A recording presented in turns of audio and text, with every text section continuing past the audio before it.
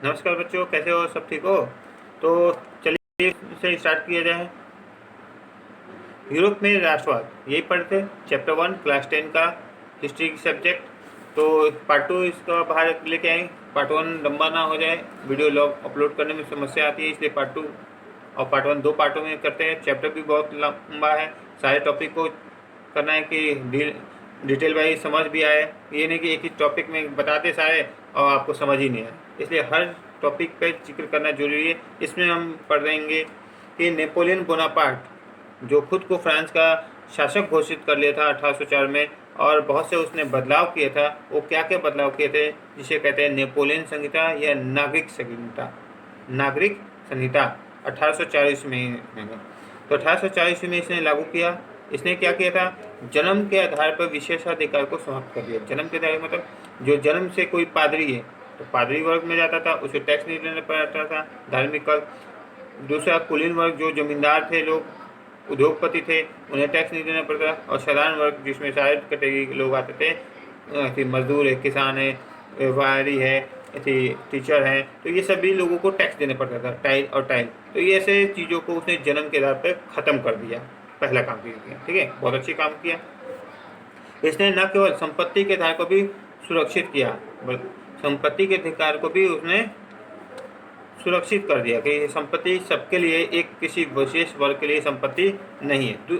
इसके बाद तीसरा पॉइंट चलते हैं, किसानों को भूदासता से और जागीरदारी शुल्क से मुक्ति है। भूदासता मतलब दास प्रथा उन्मूलन, आपने पढ़ा था क्लास 9 में, दास प्रथा उन्मूलन जो 1884 में आपको नेपोलियन बोनापार्ट द्वारा खत्म किया। जो दास प्रथा क्या है, जो यूरोप के लोग बड़ी बड़ी जहाज़ों में अफ्रीका के लोगों को भर के अमेरिका के बागानों में, ब्रिटेन के बागानों में ले जाकर छोड़ देते थे और वहाँ पे उन्हें बेच देते थे, उसे कहते दास प्रथा। और इस प्रथा को ख़त्म करने का काम नेपोलियन बोनापार्ट का था। तो ऐसे ही प्रथा को उसने ख़त्म किया। जागीरदारी प्रथा मतलब जो बड़े बड़े जागीरदार है अपने अंदर किसानों को रखते थे, उनसे शुल्क ज़्यादा लेते थे, टैक्स लेते थे, तो इस प्रथा को भी उन्होंने नेपोलियन बोनापार्ट ने ख़त्म किया। इसके अतिरिक्त फ्रांस में जो प्रजातंत्र था, ब्रबो राजवंश लुई 16 का, उस प्रजातंत्र को हटाकर इन्होंने क्या किया, लोकतंत्र लाया। प्रजातंत्र को हटाकर राजतंत्र को लाया, ठीक है।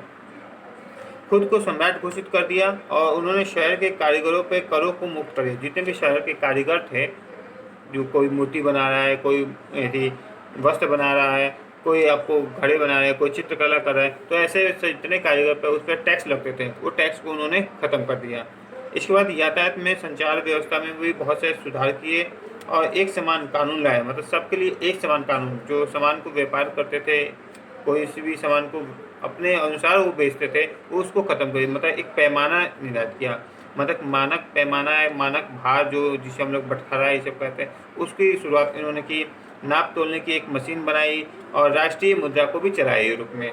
इसको चलाया राष्ट्रीय मुद्रा। उससे पहले राष्ट्रीय मुद्रा यूरोप की नहीं चलती थी, क्योंकि वस्तु विनिमय प्रणाली थी, ठीक है, वस्तुओं का आदान प्रदान होता था। इसके बाद नेपोलियन संहिता को क्या कहते हैं, नागरिक संहिता, इस जो 1840 में पारित किया गया। और नेपोलियन बोनापार्ट, जिनको वियना संधि के तहत इनको हटा दिया गया, इनकी वर्नाकुलर के युद्ध में इनकी हार हो गई और इनके बाद एक संधि लाया गया, इन पर थोपा गया वियना संधि। ये संधि क्या है कि 1815 ईस्वी में लाया गया। 1815 ईस्वी में ब्रिटेन, प्रसा और रूस, ऑस्ट्रिया जैसे यूरोपियन शक्तियों ने के प्रतिनिधि यूरोप के समझौता करने से तैयार किए और वियना में इकट्ठा के अध्यक्ष ऑस्ट्रिया के चांसलर ड्यूक मेटरनिक ने की। इसके चांसलर कौन थे, ऑस्ट्रिया के ड्यूक मेटरनिक, जिसे कहते हैं मेटरनिक युग, ठीक है, जिन्होंने नेपोलियन बोनापार्ट को हराया और कुछ शर्तों को किया, जिनके कुछ मुख्य उद्देश्य हैं।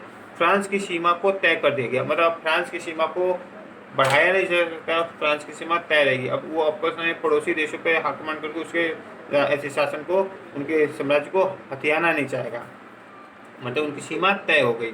उसके बाद फ्रांसीसी क्रांति के दौरान हटाए गए ब्रुबो राजवंश के सत्ता में बहाल गया, मतलब नेपोलियन बोनापार्ट ने ब्रुबो राजवंश लुई 16 को हटा दिया था, तब फिर और राजा शासन को खत्म कर दिया, तो फिर से अब प्रजातंत्र को हटाकर फिर से राजा शासन लाया जाए, राजतंत्र को हटाकर फिर से प्रजातंत्र लाया जाए।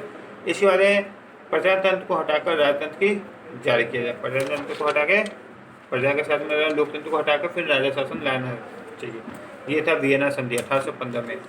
इसके बाद अब चलते हैं यूरोप में राष्ट्रवाद के महत्वपूर्ण व्यक्तियों का योगदान। कौन कौन व्यक्ति है जिनका योगदान यूरोप में राष्ट्रवाद में अहम माना गया है?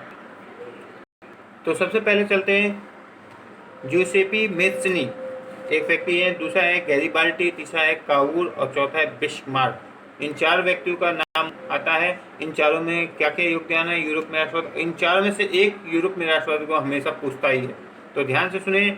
सबसे पहले जोसेपी मेत्सनी, इटली का महान क्रांतिकारक। एक इटली का क्या था? महान क्रांतिकार, जो लोगों को क्रांति के लिए जोड़ता था।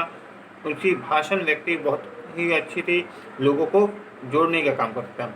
उसने रिपब्लिक पार्टी का प्रमुख माना गया, जो है रिपब्लिक पार्टी का गठन किया था उन्होंने यंग इटली के संस्थापक और यंग यूरोप, ये दो आपको संस्थापक माना है। यंग इटली और यंग यूरोप के वो संस्थापक थे। साथ ही साथ शिक्षा के साथ इटली का एकीकरण का लक्ष्य था, मतलब शिक्षा के साथ ही वो इटली का एकीकरण करना चाहते थे। मतलब शिक्षा ही है जो इटली को एक साथ जोड़ सकता है, ठीक है। इसके बाद राजतंत्र का घोर विरोधी था। जो राजा तंत्र था, जो राजा पद्धति, उसको हटाकर वो लोकतंत्र को लाना चाहता है, इसलिए वो राजा पद्धति का घोर विरोधी था, जोसेपी मेत्सनी। इसके बाद चलते हैं दूसरे व्यक्ति हैं गैरिबाल्टी, जिसे हीरो ऑफ रेड शर्ट के नाम से कहते हैं। हीरो ऑफ रेड शर्ट के नाम से ये विख्यात व्यक्ति हैं। 1807 ईस्वी में दक्षिण इटली और दो सिसिलियों के राज्य में प्रवेश कर गए थे और स्थानीय किसानों के समर्थक पाने में ये समर्थन है, अतः स्थानीय किसानों के समर्थन में ये उन्होंने काम किया। स्पेनिश शासन के साथ युद्ध में बड़ा योगदान दिया इन्होंने। गैरिबाल्टी, जिन्हें बस इतना ही समझ लीजिए, हीरो ऑफ रेड शर्ट के नाम से जाना जाता है। इटली के एकीकरण में इनका योगदान है, ठीक है। इसके बाद एक काउर, इटली का बिस्मार्क कहते हैं। इटली का निर्माण करता, इटली का बिस्मार्क। ये न तो क्रांतिकारक थे, न ही जनतंत्र में विश्वास रखते थे।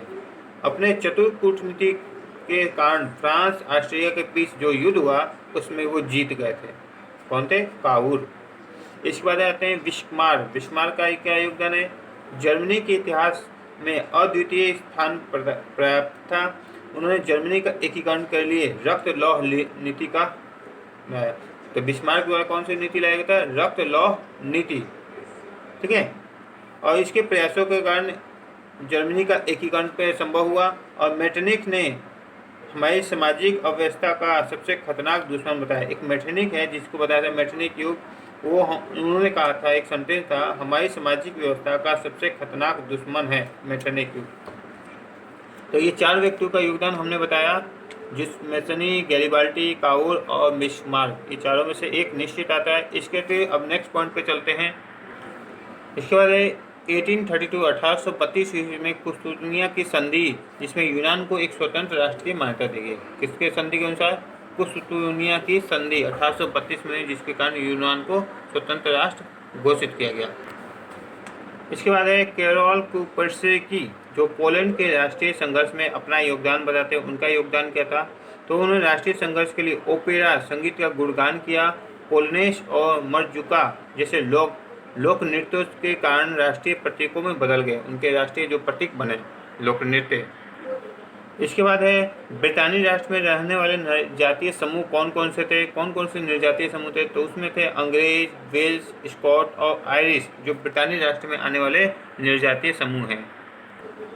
इसके बाद बुक में पढ़ना है जर्मनिया। जर्मनिया क्या है? जर्मनिया जर्मन राष्ट्र का एक रूपक है। रूपक मतलब एक चित्र है, जिसे हम लोग भारत माता की छवि मानते हैं ना, तो वैसे जर्मनी यूरोप में राष्ट्र जो तलवार लेके राइन नदी के किनारे खड़ी एक औरत दिखाई देती है, तो वो है वहाँ की जर्मनी है, उसको कहते हैं, उसका नाम है जर्मनी है। एक रूपक चित्र बनाया गया मूर्ति, जिसे चाक्षुक अभियुक्तों के बलुत वृक्ष के पत्तों के मुकुट पहनी है, मतलब बलुत के जो वृक्ष है उनके पत्तों का वो मुकुट पहनी है, क्योंकि वो जर्मन बलूत वीरता का प्रतीक है।